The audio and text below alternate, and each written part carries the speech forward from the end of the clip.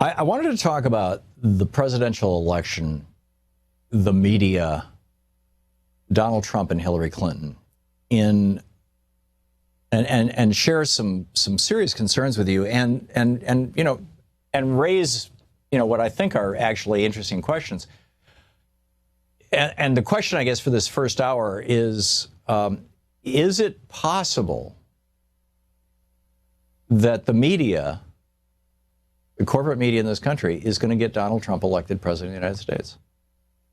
Now, that's setting aside discussions of, what's being done right or wrong by the Trump campaign or what's being done right or wrong by the Hillary Clinton campaign, which, become part of that equation, obviously, and also external events. But Michael Rosenblum wrote a fascinating piece over at Huffington Post. Went up on the 21st of this month, titled "Donald Trump is Going to Be Elected."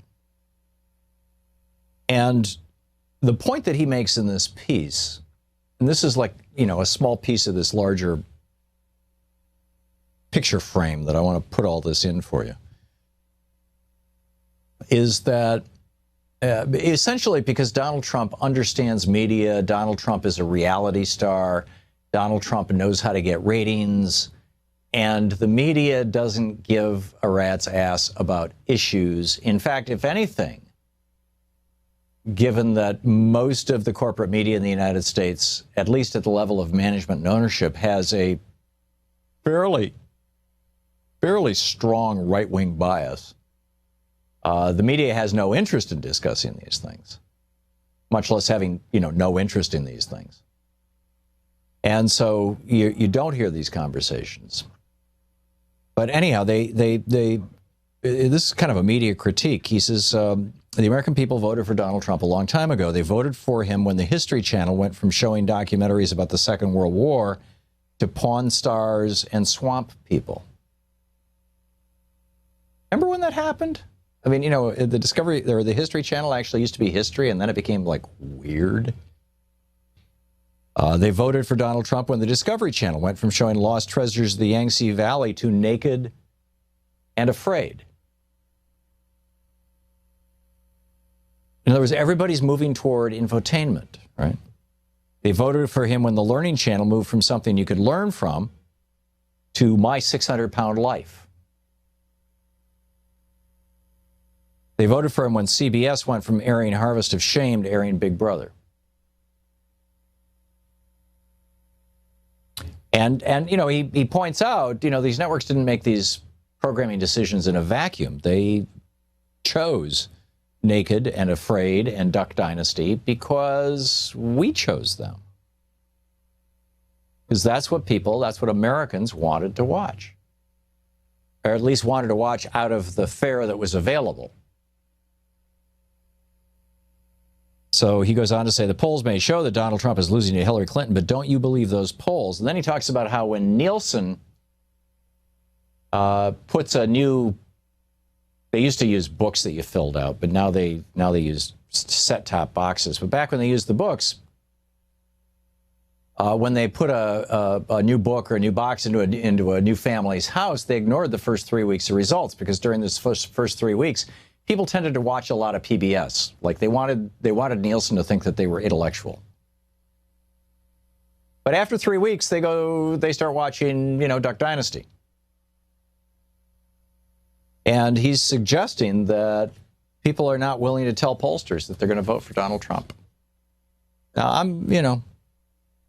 don't know about that, but I do know about media narratives.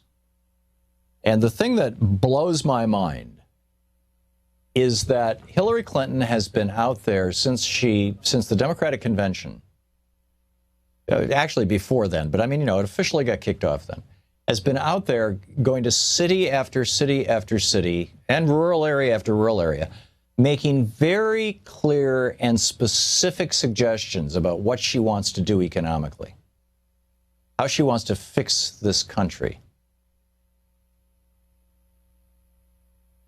And, the main stuff is creating millions of jobs.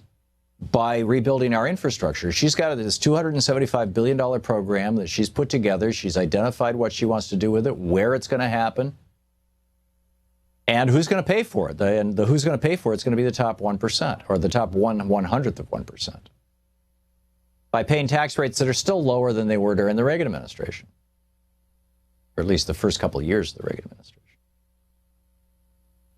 And there's no discussion about that in the media. Instead, we're treated to, is Paul Manafort a Russian plant? Or is Donald Trump, still insulting women? Or is Hillary Clinton, well, actually, there's been virtually no discussion of Hillary Clinton in the media. Now it's like, is Hillary Clinton going to go to jail? Is she going to get indicted? Is she, all this faux outrage that the Republicans are ginning up. And the Congress is going to come back in session in a couple of weeks, and they are going to, I'd be amazed if they launch fewer than a half a dozen investigations into Hillary Clinton. This is what they do. Republicans using your tax dollars and my tax dollars to try to smear their political opponent. But there's going to be no discussion about what her actual substance is. And then on top of this, we have President Obama out there saying that he's going to go across the United States and make sales pitches for the TPP. Well, Trump is Mr. Anti-TPP, whether you believe him or not, and I frankly don't. That, in large part because both his running mate and his party are not in the same place he is. But whether you believe him or not, he has seized that position in the mind of Americans. And the fact of the matter is the Democrats, since 1992, when this was first a political referendum, basically, and that was the Bill Clinton versus George Herbert Walker Bush versus Ross Perot election. And Ross Perot walked away with 20% of the vote, a large chunk of it taken out of the hide of George H.W. Bush. Republicans who did not like the fact that the Republican nominee had come out in favor of NAFTA. And there are a lot of Republicans today who will tell you if Ross Perot, if that had not been an issue, George Herbert Walker Bush would have won a second term. I don't know if that's the case or not. I think Bill Clinton was doing a good job campaigning on his new covenant speech, promising a return to the New Deal and the values of the Great Society. But there's an absolute media blackout on anything serious about Hillary Clinton that's not salacious. And in the meantime, as the president goes around talking about TPP, he's becoming the Riddler, the Joker, he's becoming the villain in Donald Trump's I Am Batman movie. Now, the first rule of writing good fiction is that your hero is only as good as your villain is bad. Right? If Batman and Robin went around busting up street fights, it wouldn't even be an interesting comic book. You've got to have a super villain to demonstrate how super good the hero is.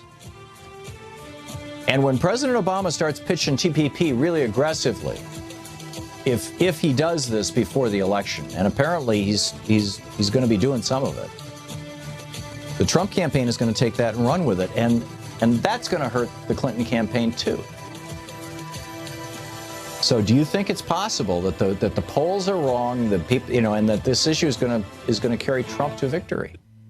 This is the Thom Hartmann Program. And if so, then what? I mean, it's unimaginable, frankly, to me, a Donald Trump presidency.